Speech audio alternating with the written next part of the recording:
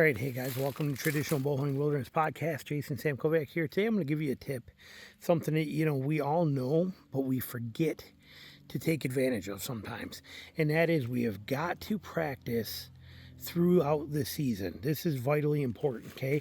I mean, look at me. Look how run down I am. Look how tired I am. I got bags under my eyes. I mean, look at I haven't shaved in 3 weeks.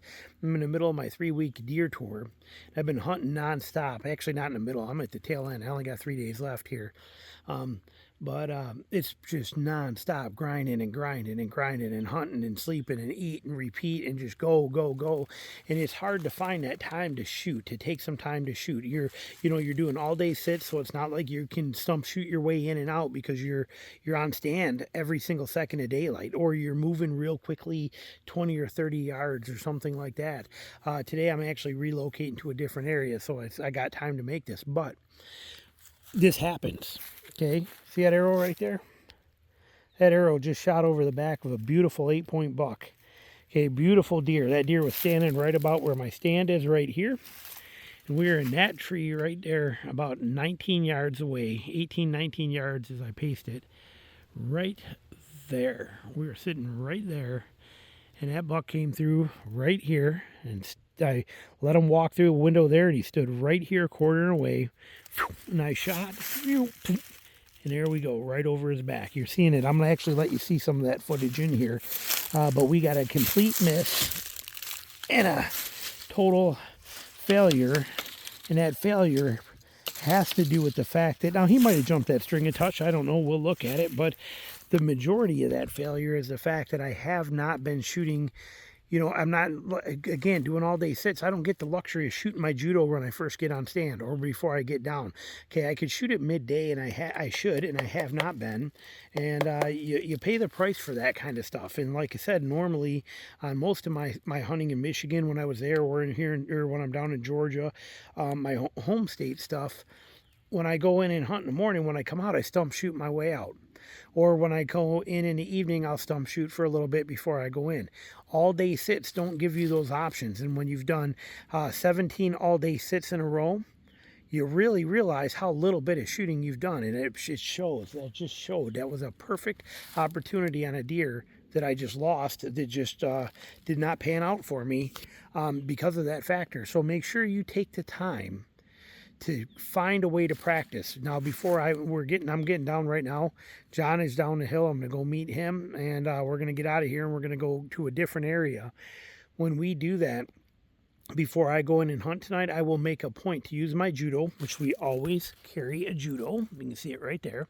Okay. I will make a point to shoot a good, dozen or 2 dozen arrows and make sure I'm dialed in, make sure everything is perfect, make sure everything is all set for me, so that when I get on stand tonight, I not only have that confidence, I owe that animal that respect of making sure that I'm practiced and have all that stuff going for me as well too. I mean, this I made a comment on social media today that was kind of cute about it. I said, I just missed a 8-point at 18 yards, and but it wasn't my fault. The universe just deemed it so. The reality is, or a comment, one of the guys made a comment on there and said it's the second best outcome, and he's not lying. He's 100% right. Had I only been off by maybe 3 inches, I could have wounded that animal, and then it would have been a nightmare. Okay, luckily it was a 100% clean, perfect miss. It's amazing razor broadheads, but it was a good clean miss. Thank God. But we owe it to ourselves. We owe it to the animals. We owe it to all that stuff to practice. There is no excuse. And like I said, time slips away from you.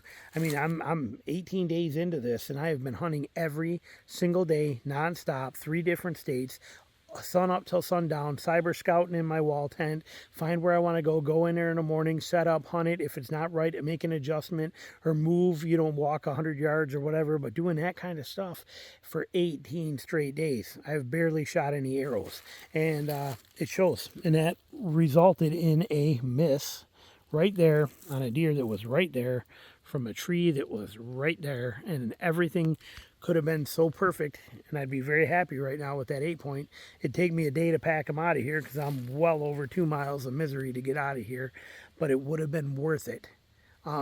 And not practicing is what cost me that. Maybe he ducked a string a little bit. We'll see when I do the slow-mo and stuff for my Patreon channel when I watch it. But point being, any way you cut it, I missed. And could have been prevented if I just practiced a little more. This is a chip shot, an easy shot. We've missed them before, but I think the reason for today's miss is the lack of practice. Don't fall victim to that. Don't let that be you. Thanks for watching.